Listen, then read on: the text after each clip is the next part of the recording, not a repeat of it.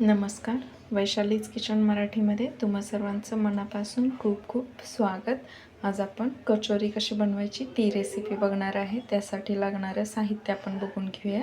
या ठिकाणी मी अर्धी वाटी मूग डाळ घेतलेली आहे. ही आपली सारण आतलं कचोरीच्या बनवतो ना त्यासाठी लागणार आहे म्हणून मी घेतलेली आहे. ही साधारण 4 तास भिजवणार आहे. आपण स्वच्छ धुवून पाणी घालून 4 तास भिजण्यासाठी याला आपण ठेवून देऊया.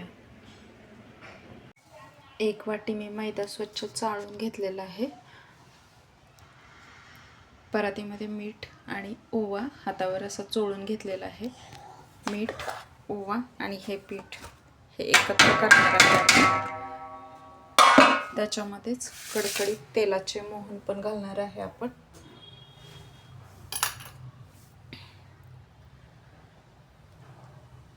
तेलाचंच मोहन वापरणार आहे आपण पीठ मळताना.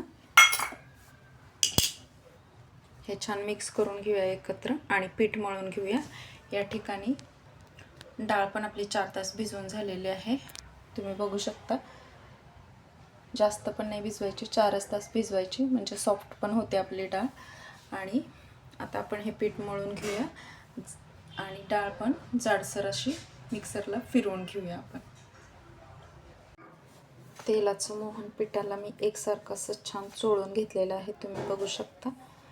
आता पीठ असं मुठीमध्ये एकत्र करून बघायचं. छान असा गोळा बनू लागलेला आहे त्याचा, म्हणजे आपल्या पिठाला हे मोहन छान असं लागलेलं आहे सगळीकडे. आता पाणी घालून पीठ मळून घेऊया. पीठ मळून झालेलं आहे. मी आता याला झाकण घालून भिजण्यासाठी ठेवून देणार आहे 15-20 मिनिटं.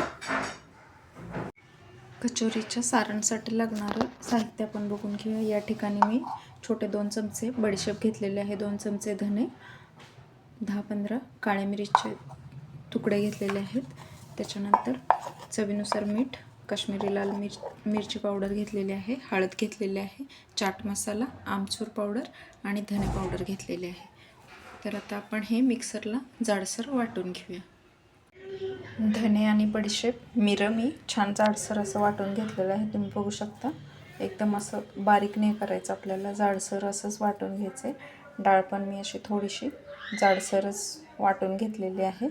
कढईमध्ये मी तेल गरम करण्यासाठी ठेवलेलं आहे. तेल गरम झाल्यानंतर थोडंसं जिरं घालणार आहे मी तेलामध्ये. त्याच्यामध्येच ते आपण बडीशेप, धणे वगैरे घालून घेणार आहे. साधारण 1-2 चमचे घालणार आहे आपण याच्यामध्ये. त्याच्यातच आपण वाटलेली डाळ आहे ती घालून घेणार आहे. तेलामध्येच मी आपली वाटलेली डाळ पण घालून घेतलेली आहे. आता छान असं आपण मिक्स करून घेऊया, म्हणजे याच्या गाठी होणार नाहीत. छान अशी मोकळी होईपर्यंत आपण डाळ परतवून घेणार आहे.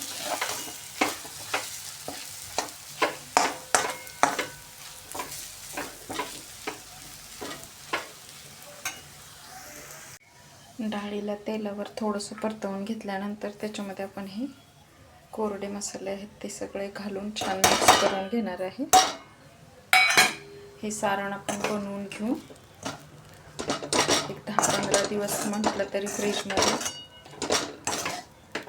छान राहतं.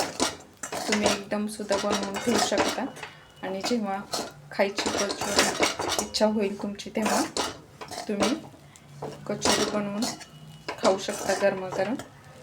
छान असं सगळं मिक्स करूया आपण. नॉनस्टिकची कढई वापरली तरीही चालेल, साधी कढई वापरली त्यामुळे थोडंसं चिकटायला सुरुवात झाली होती. याच्यामध्ये खूप हलवावं लागतं कारण सारणाला. पण आता छान मोकळं व्हायला सुरुवात झालेली आहे. छान असं सगळं मिक्स करून घेऊया आपण. मग थंड करून घेऊया. छान असे गोळे बनवायचे आणि मग आपल्या पिठाचे गोळे बनवून त्याच्यामध्ये हे स्टफिंग भरून घेणार आहे आपण.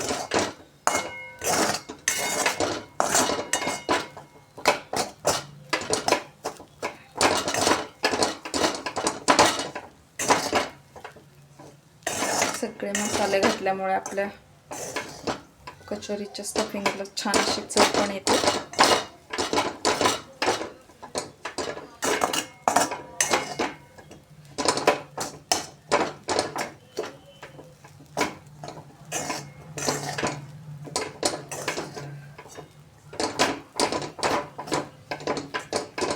सगळे आपण गाठी याच्यातल्या मोडून घेऊया, छान मोकळं करून घेऊया आपण.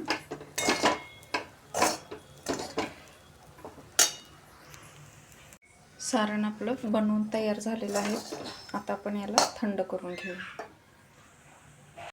पिठाचे मी छोटे छोटे असे गोळे बनवून घेतलेले आहेत आणि स्टफिंगचे पण असे छोटे छोटे गोळे बनवलेत. पण पिठाच्या गोळ्यापेक्षा स्टफिंग आपण जास्त भरणार आहे. तेल गरम करण्यासाठी ठेवलेलं आहे या ठिकाणी. आता आपण पिठामध्ये हे सारण भरून घेऊया. पिठामध्ये मी असं स्टफिंग ठेवून दिलेलं आहे. याचा आता आपण पुरणाचा उंडा बनवतो तसाच गोळा बनवून घेणार आहे. मग थोडंसं हाताने दाबून असं पुरीचा शेप देणार आहे आपण याला. तेल आपलं गरम झालेलं आहे. आता आपण तेलामध्ये कचोरी सोडून घेऊया.